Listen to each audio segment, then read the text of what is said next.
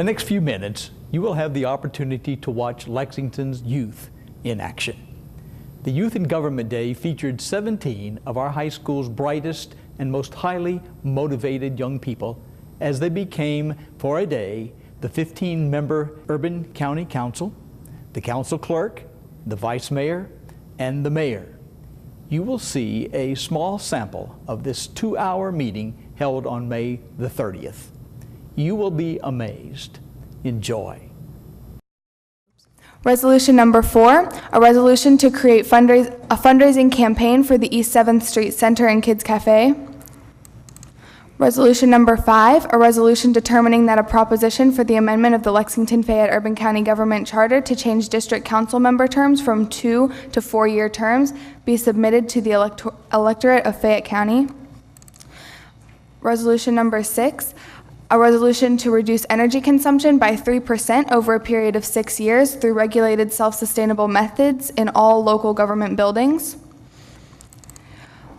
Resolution number 7, a resolution that all structurally capable government buildings construct and incorporate a rooftop garden into their structures and appropriating necessary funding. Number 8, a resolution to establish the Howard Leavell Hale Achieve Your Dream Scholarship, a government-funded scholarship for Fayette County high school students entering college. Thank you. All right. I would like to move to have public comment on resolution number 4. Well, I have to ask for that motion first. Okay. Is there a motion for any walk-ons or any suspensions of the rules? Motion for a walk-on. All right, you may go ahead. All right. I move to place on the docket a resolution in support of Lexington's bid for the 2018 FEI World Equestrian Games and direct the clerk to send to the Lexington delegation and approve a request of the mayor. Second that. All right, first reading of the walk-on resolution. Clerk, you may go. Resolution number 9, a resolution in support of Lexington's bid for the 2018 FEI World Equestrian Games and directing the clerk to send notice to the Lexington delegation. All right, so before we move to suspend the rules on anything, we'll have a discussion about the resolutions. Councilman Green? Thank you, Mayor. Is there anyone who can answer as to why the fundraising campaign is only benefiting the East 7th Street Center and Kids Cafe? Thank you. We have public comment on that. Let me have a motion. Do you want me to speak? Yeah, you cut me off last time when I had a motion to have public comment. All right, yeah. Go ahead. Do you want to speak first? Do you want me to speak? Hi, Commissioner Mills. Thank you for calling me. I do know that East 7th Street Cafe has been having financial difficulties, and they're in danger of losing their kids' cafe from God's Pantry because they don't have enough funds or staff. However, I would let you know that our department could support a fundraiser. It would need to come from council and their advisory boards. We fund over 50 partner agencies, and we cannot single out one to be served by our department. Thank you. All right. You may speak. Okay. The reason why it's East 7th Street Center is because when I was a freshman in high school, me and a couple other students would go there and teach the kids about photography. And that's kind of like where my heart for volunteer work has blossomed, I guess. And the first day we were there, our teacher, Mrs. Gora, she took us on a tour of the center and was saying she gave us a tour, and then you could see how run down it was, and then she was saying like the bathrooms don't work, the floors are dirty, and this, that, and the other. And the only thing I could think of was how unfair it kind of is for the kids, because the kids are the sweetest, happiest kids that I have ever worked with for volunteering. And for them not to have the resources that are available to, kids in a different location just breaks my heart. And I have a history with East 7th Street Center, and that's why I chose them specifically. Thank you. All right, Councilwoman Simon, you may speak. Kind of why this resolution is important. I believe that the current 2-year terms allow for half the year to kind of be for the councilmen to try to be reelected, so their focus isn't constantly on our city government. And I think allowing it to be 4-year terms, 3 4-year terms, will allow councilmen to have more focus in our city rather than just trying to be reelected every 2 years, kind of half their term being reelected. So I support this. Thank you. All right, thank you. Councilwoman Hoda Shalash? I would like to add on Councilmember Taylor's and agree that 4 years is like more necessary than 2 years because it gives time for council members to learn before starting to campaign again for another 2 years. That's all. Thank you. Thank you. Councilman Howard? Thank you, Mayor. Could we get public comments?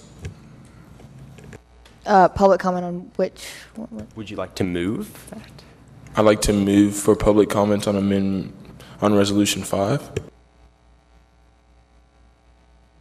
All right, so is there a second?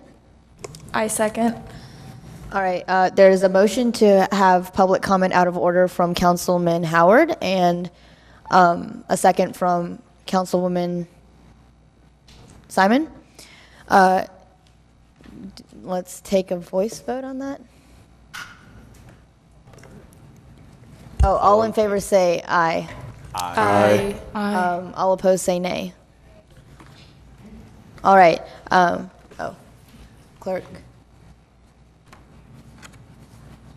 All right, is there public comment on this, on resolution number 5?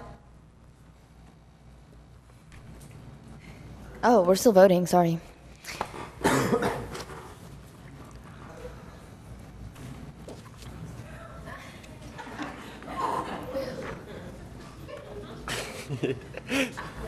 All right, go ahead. My name is Bill Farmer. I'm a resident of the 5th Council District. I appreciate your representation of the district here today. Thank you. I think from a historical perspective, perhaps the framers of our charter were trying to mimic either the state or the federal level in having 3 members who serve for 4 years as if they were in the Senate, and 12 members who serve the 12 districts in 2-year terms, similar to what the lower house would be, if you will. I think that the comments from the council show the opportunity for less elections and more time to serve, and I think that's always appreciated, especially by those in elective office. I think that part of your commentary could also include how responsive specifically those 12 members are to their neighborhoods, the people that they represent. And one of the things that also comes into the conversation and is exampled in current campaigning, if you will, about a third of the council drew enough opposition to have primaries. Another third of the council drew enough opposition to only have a general election in the fall. And another third of the council, and this is generally a recurring pattern, did not draw opposition. So sometimes there are enough issues in play that everyone has opposition in things every 2 years. Sometimes that just doesn't happen. But I think it's the opportunity for the district people, specifically the 12, to represent on a recurring basis that keeps them more informed and more a part of the neighborhoods that they represent. However, if it would be the decision of the council to change that, I'm sure at least 12 people would be happy about it. Thank you very much. Petition does not actually remove them from office. The recall petition calls for a recall election, which then is an election to choose the new member for that seat. So during that election, that council person can still run. But if they get defeated, then a new person is instated. So it's like an election to determine who gets the seat because the people are displeased with them and want an election. So that election would just make you said like a recall of the election of the previous runners for that seat? Well, no, it would be that the mayor or the council person could run for the seat, and then somebody else, multiple other people could declare to run for the seat too. And it would just be determining who gets that seat since the people want want a new council person would determine if there actually is a need for a want for that, I guess. But do you feel that it would not really be a way for those people to run really for that election, since it's within like a 2-month period? They wouldn't really have a lot of time, as Ross was saying, to prepare themselves for the election and run like the other council member did. Well, the idea with the recall election is that if you were to get 50% of voters in that district to sign a recall petition, then you would already have that discontent there. So it shouldn't, if there's the right candidate, it shouldn't be too hard for them to run and to be able to do that. If you see what I'm saying. Thank you. Is there any other comment? I have. Okay. Councilman Sun, you may speak. So I want to know, on election day now, you have election days where offices such as schools and other places are closed so that people can go vote. But for these special elections, where would people vote, or would you have times where schools are closed? It would have to be in the same precincts. You wouldn't be able to close schools. You couldn't change the voting place. That would cause too much complication. So the recall election would be held on a certain date, and that would be set 2 months in advance, and it would only be held in that district, so it would be a very small area that was affected. Okay, thank you. Okay, is there any further discussion? I would like to talk about resolution number 8. All right. Vice Mayor Bogus, you may speak. So I recently got a piece of paper where the current, as you can see, the current resolution is named the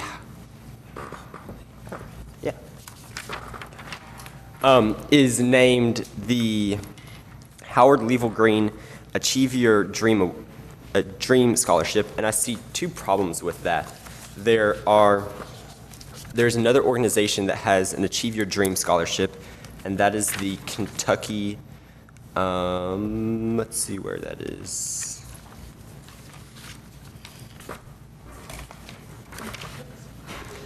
It's the Kentucky Association for College Admissions Counseling.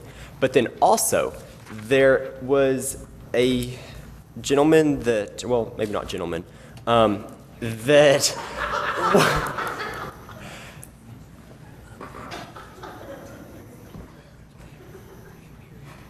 oh, yeah. And I think it'd be something that the records manager, Roger Hamperian, would like to talk about. All right, he may speak wherever he is. About the name discrepancy.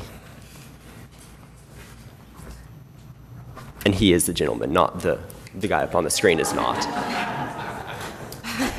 Well, no disrespect intended to the namesake of the scholarship, but he unfortunately shares a name with a rather notorious figure in Lexington's history, and I think that perhaps the name association might not be conducive to the intent of the scholarship.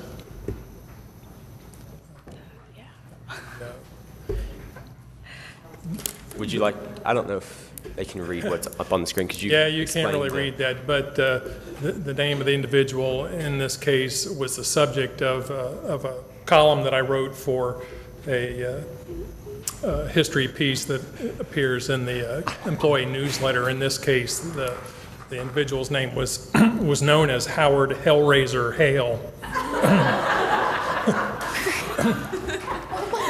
So that's probably not somebody that we would want our young citizens to emulate.